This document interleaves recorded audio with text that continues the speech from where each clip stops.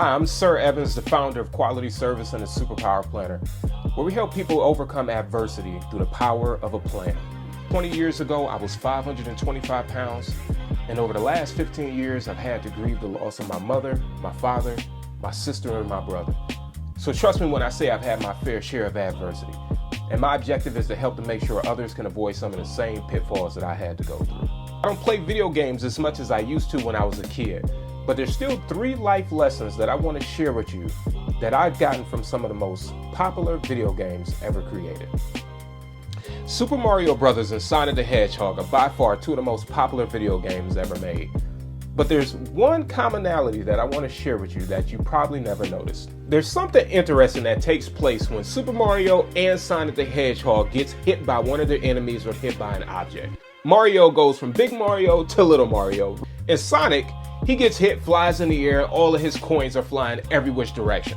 But there's something special that happens right after that.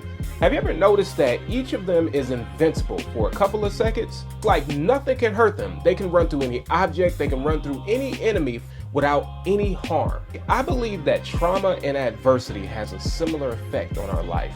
When we go through a traumatic experience, there's a numbness that overcomes the body. And I believe there are 2 perspectives that come with this. I don't care, and then there's also a perspective of nothing can stop me. But one of the lessons that we have to be mindful of is how we use that energy. One of those directions is going to take us into a new chapter with new growth, while the other one is going to leave us with some bad habits that we're going to wind up having to fix later on down the road.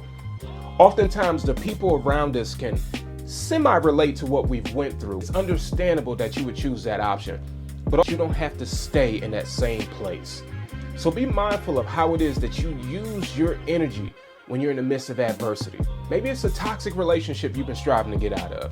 Maybe it's a new job that you've been wanting to take on. Maybe you've been wanting to start that business or push that business to the next level. When you're faced with that adversity, that trauma, now is the time. Secondly, you have to be mindful that this season is not sustainable. That energy is that you're using, it's not going to last forever. It's going to wear off the same way that invincibility wears off when Sonic gets hit. So you have to be careful, because whatever you're using it on, it's not going to last forever. Whatever doesn't kill us makes us stronger. But you also have to remember, whatever doesn't make us stronger is ultimately going to kill us. That can be mentally, spiritually, and emotionally as well. So if you're leaning on something or you're using that energy for something that's not beneficial to your health, it's ultimately going to run out. It's ultimately going to put you in a worse situation than you were at first. Newsflash, ladies and gentlemen, life is not a video game. When it's game over, it's game over. Because oftentimes we don't get to replay the seasons that we're in.